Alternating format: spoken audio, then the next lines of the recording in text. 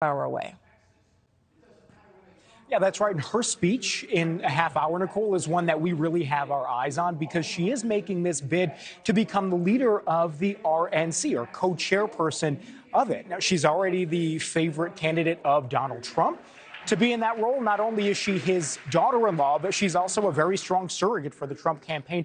And she has promised that if she's in that leadership role, every dollar of the RNC that it gets is going to go to causes that people care about. In her words, that starts with electing Donald Trump president. Now, certainly that is a message that people here at CPAC are really going to like. That's a message that the core Trump base is going to love. But there's still a contingency of Republicans that maybe don't want to see the RNC sort of remade in one candidate's image. Remember, in theory, the RNC is supposed to be more of a neutral body as a number of Republicans are running for president. Let's not forget there is another candidate, which is Nikki Haley. She has raised concerns as well about this, saying that if Lara Trump and others are at the RNC, that it would effectively be, in her words, piggy bank for Donald Trump's campaign. These are Trump's choices here.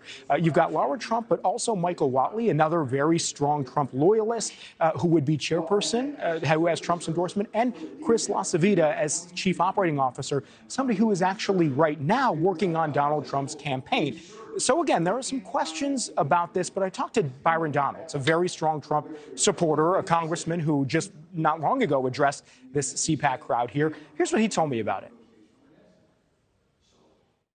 Obviously, President Trump should weigh in because he's the president. He's the nominee of our party. We know this. It's a done deal. We know this. So he's going to be the nominee of our party.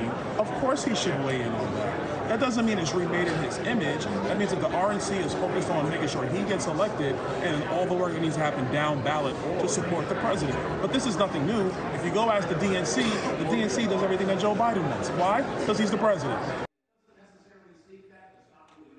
Now, he is right about the DNC having made some changes that President Biden was advocating for. That does happen here. Just quickly, the RNC, one reason that we're really listening to Lara Trump is because the RNC has had some real trouble financially with fundraising. You've got a lot of state parties that are disorganized, that are fighting amongst each other. So there's a lot of work to do for the RNC, and it will be interesting and important to see who ends up rising to the new leadership roles in that. So we'll be listening to Lara Trump's speech very closely, Nicole. All right, listening in there. Joe Khalil, thank you.